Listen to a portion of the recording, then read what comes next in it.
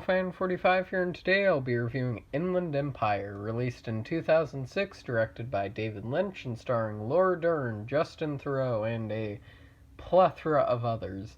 And the film follows, saying the film follows something is a bit odd considering it's a Lynch movie. So the film follows an actress slowly descending into madness, and that's all I can say. That's actually like all I can say, because it's so hard to explain this movie. This movie is like Lynch taken to the 10th, 100,000th level of like his average movies. Like, Mulholland Drive is crazy, but it's pretty contained. Blue Velvet has some crazy scenes, but it's really contained. Twin Peaks is pretty crazy, but again, it's still contained. Twin Peaks Fire Walk with Me goes pretty bonkers, and Twin Peaks The Return goes like insanely bonkers.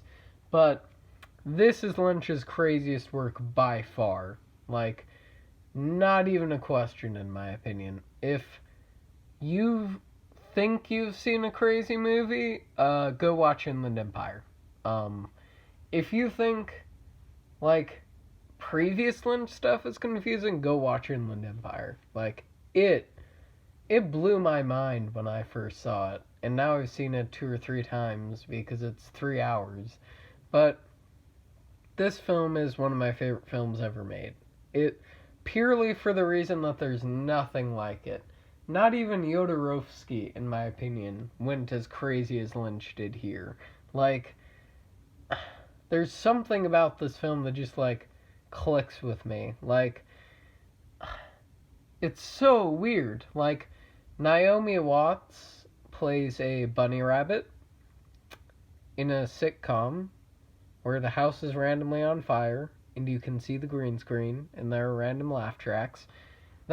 The rabbit segment alone is haunting beyond belief. Like, because it's just these rabbits sitting and talking with random laugh tracks.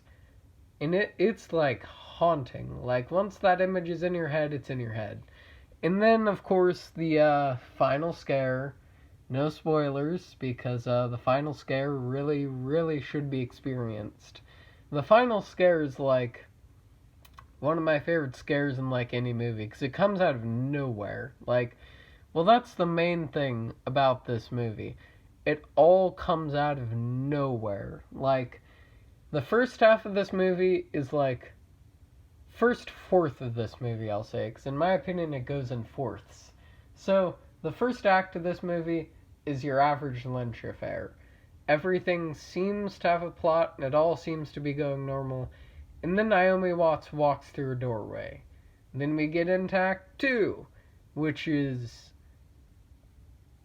undescribable, to say the least. Like, it's just absolute insanity. And then we get into Act 3. And at the start of Act 3, something happens in a police interrogation room.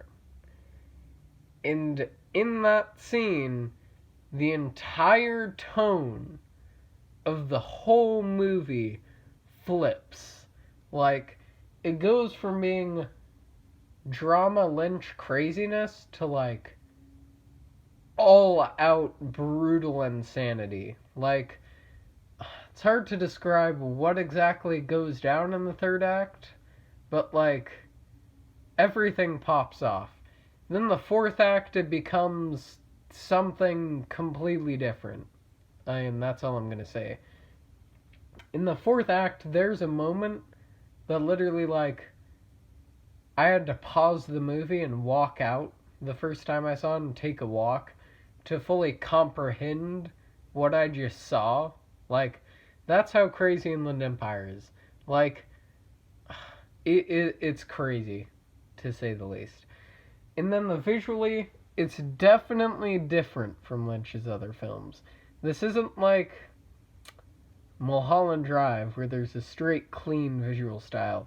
It's digital, it's dirty, it's rough.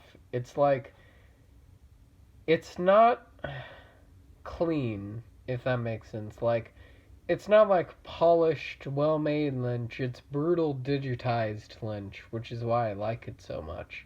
But the 2006 was a huge digital period because Miami Vice also came out then, and that changed a lot on how you do digital movies. But yeah, Inland Empire is a film I highly recommend if you think you can handle it. That's the one thing I'll say. If you don't think you can handle this movie, do not watch it. Because this movie is like bonkers to the extreme. Like,